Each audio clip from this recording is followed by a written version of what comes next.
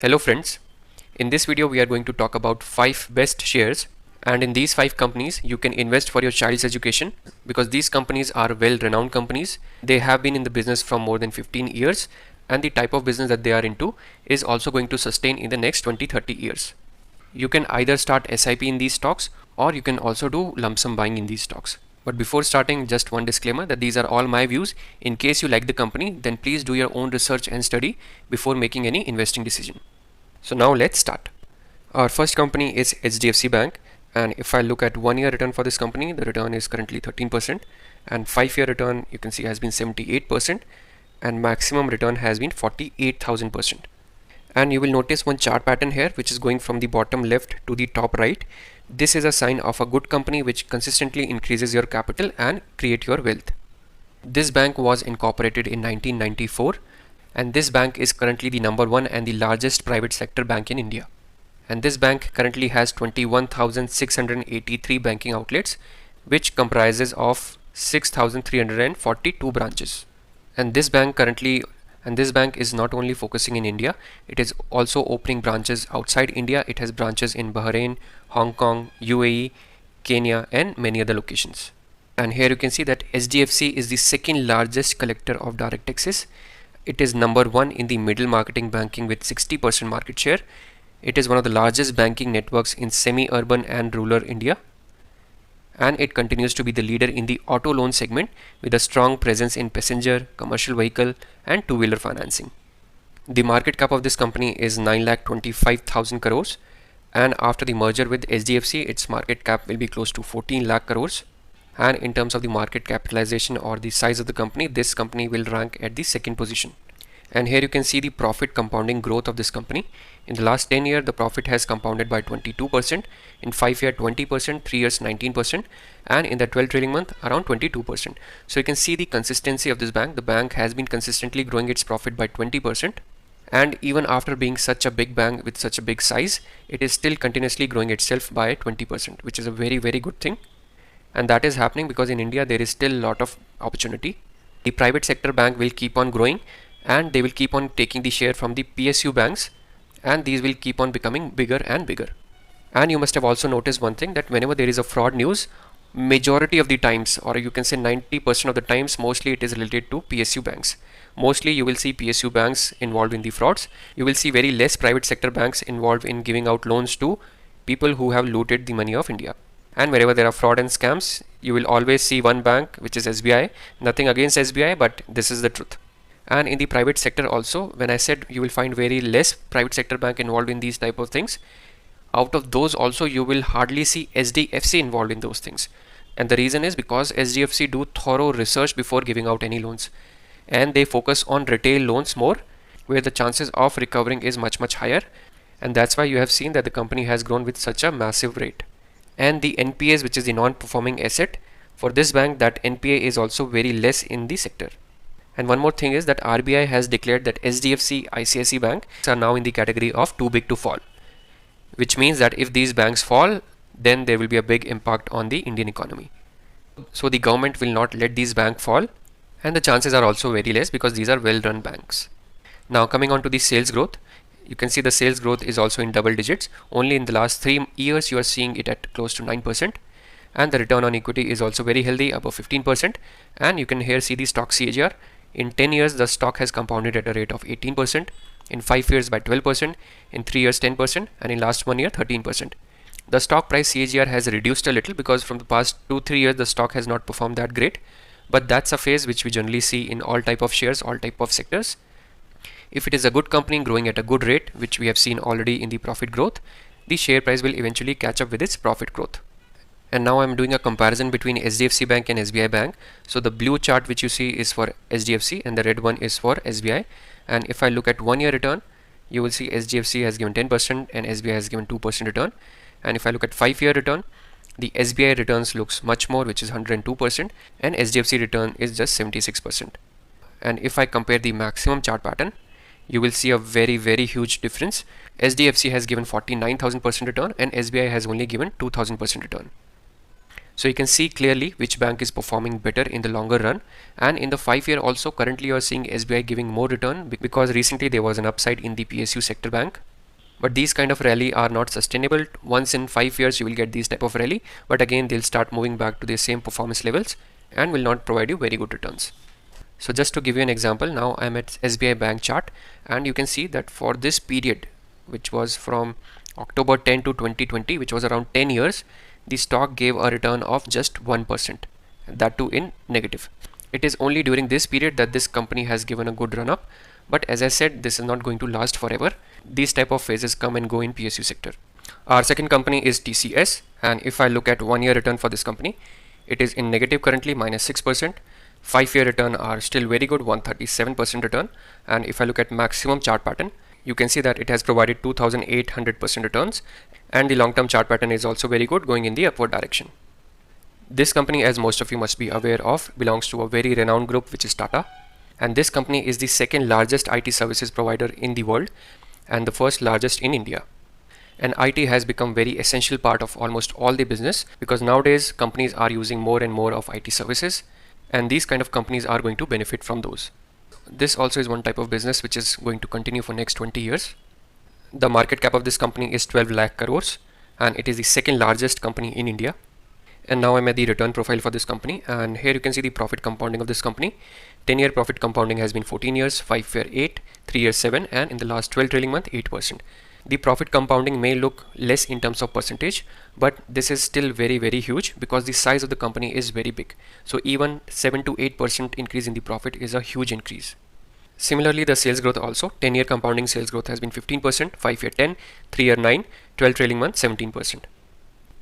Return on equity is fantastic, close to 40%, and stock price CAGR has been 17% for 10 years, 5-year 19%, 3-year 18%. So you can see how consistent the performance of this company is. It is in the range of 17 to 19%. So this company can easily give you 17 to 18% CAGR returns without troubling you too much. When I say without troubling, it means that it will not give you sleepless nights.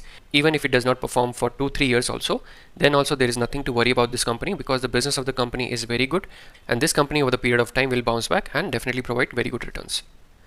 So this is the type of company where you can say that the risk is less. Obviously risk cannot be zero in share market, but it is very less in these type of company, and the returns are also decent. Our next company is from the FMCG sector, and the company is Hindustan Unilever, also known as HUL. If I look at 1 year return for this company, the company has provided 13% return. If I look at 5-year return, company has provided 94% return. And if I look at maximum chart pattern, again you'll see the same chart pattern of a good company going from the bottom left to top right. And the returns are 1460%. And here you can see some of the brands that it has under various segments. Under skin cleansing, it has Dove, Lifebuoy, Lux, Pears. In oral care, it has Pepsodent. In hair care, it has Tresemme, Dove. In skin care, it has Pond's, Vaseline. In color cosmetics, it has Lakme. So you can see these are all very popular brands. And under household care, it has Vim, Domex, Sunlight. Fabric wash, it has Comfort, Wheel, Rin, Surf Excel. In purifiers, it has Pureit. Under the food segment, it has Knorr, Kisan, Annapurna. In beverages, it has Lipton, Brew, Brook Bond, Taj Mahal. In nutrition, it has Horlicks, Boost. In ice cream, it has Quality Walls. So it's a very big company with multiple brands, and all brands are well-known brands which we use in our daily life. And here you can see that it is the market leader. It is the market leader in 90% of the businesses that it is into. The market cap of this company is 6 lakh crores. And here you can see the profit compounding of this company. It's in double digits, which is still very good. Sales growth also is very decent in double digits.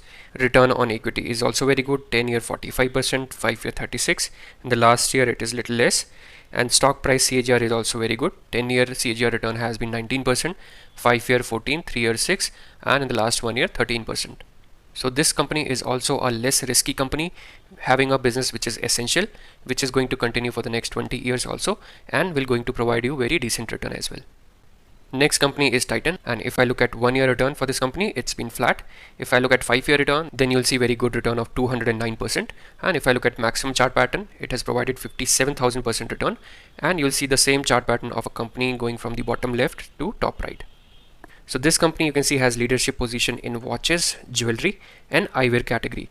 In the jewelry segment, it has a very strong brand which is Tanishq, from which it gets maximum of its revenue and profit. And it is the largest jewelry retailer in the country. And apart from its jewelry, watches, and eyewear division, it also works under the fragrance division under the brand Skin, and it has also started few recent brands which are Taneria, which is into saris, and one more brand is Earth, which is into women handbags. The market cap of this company is 2,18,000 crores, and this company also in a way belongs to the essential sector. Why I'm calling it as an essential sector is because jewelry in India is kind of essential. It is required in a lot of events like marriages, festivals, and in India people are not going to stop buying gold and jewelries. And this company is also growing at a very good rate. It's not only expanding its stores within India, it is also now opening its store outside India. And just like HUL, this company is also creating various brands under Titan, and those brands are also doing very well. Here you can see the profit compounding of this company. The profit compounding in 10 years has been 14, 5-year 23, 3 years 17, and 12 trailing month has been 38%. And the sales growth also has been very good. 10-year sales growth has been 13, 5-year 17, and in the 12 trailing month again you see an increase in the sales number, which is 33%. Return on equity is also very good, about 20%. The stock CAGR for this company, you can see it has been 25% throughout. This also shows you that how consistent this company is. It has provided 25% CAGR returns over the period of 3 years, 5 years, and 10 years. This again is a company which is less risky but will provide you very good returns, and also whose business is going to last for next 20 years. Our last company is Nestle India. This company also belongs to the FMCG sector, and if I look at 1 year return, it has provided 4% return. If I look at 5-year return, again return has been very good, 172%. And if I look at maximum return, it has provided 660% return, and the chart pattern of this company also you will see going in the same way from the bottom left to the top right. So most of you must be already knowing this, that Nestle India is the subsidiary of Nestle, which is a Swiss MNC, and this company Nestle is now more than 150-year-old company, and this company operates in the food segment. And here you can see the revenue breakup of Nestle. Nestle generates 47% revenue from milk and nutrition products. Yes, that's correct, because we generally think that it generates revenue only from Maggi, but that's not the case. Its dairy product contribute maximum to its revenue, and 10% from beverages like instant coffee, iced tea, and 30% from prepared dish like Maggi, etc. and 13% from chocolates like Kit Kat and Munch. And here you can see the most important part, which is the market leadership and the brands that it works into, which is Nestle Cerelac, which is baby food. It has 96% market share, which means out of 1000 products sold for baby foods, 965 products are of Nestle. It has an immense market share in baby foods, and it may continue to have it in the future also. And the reason is because it is not allowed to give advertisement for baby foods. So for other companies to get into this segment becomes very difficult. And Nestle being such an old brand, we already have so much confidence and trust on Nestle's brand. So people will hardly take any chances with baby foods. So this is one area where company has a very good market share, and it is number 1 in that position. And another thing is again related to baby food, which is Lactogen Nan, where again it has number 1 position. Then it has Nestle Everyday, which is powdered milk. Again it has 44% market share with the number 1 position. Then it has Maggi with a market share of 59%, again number 1 position. And in ketchup it is number 2. In instant pasta it has 73% market share, and it is again number 1 there. In Kit Kat, Milky Bar and chocolate area it has 63% market share, again a number 1. In Nescafe, which is coffee, again it is number 1, having a market share of 50%. The market cap of this company is 1,83,000 crores, and we have seen the brands of the company. So this company also is going to continue for the next 20-30 years as well, because the product that it manufactures are very essential to our day-to-day life. So this company business is also going to continue in the future. And the management of the company is also terrific.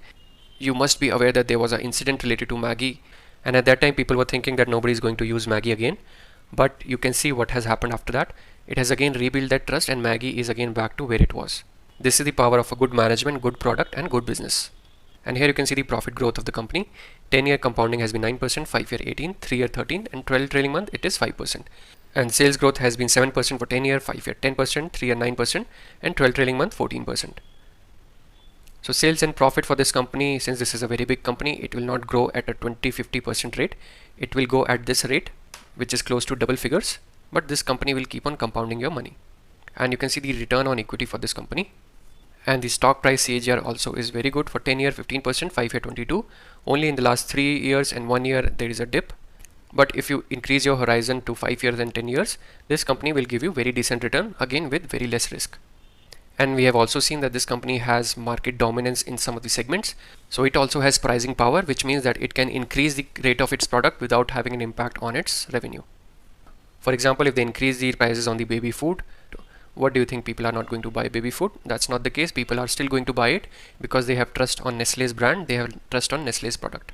So I hope this video was useful. These were all my views on the company. Please do your own research and study before taking any buying or selling decision or any investing decision. If you are new and want to start your investing journey, then the link is mentioned in the description box and also in the comment section. You can use that link to open your free demat account and you can start investing. And also, if you have any suggestion or if you want me to make a video on any specific topic, you can mention it in the comment section.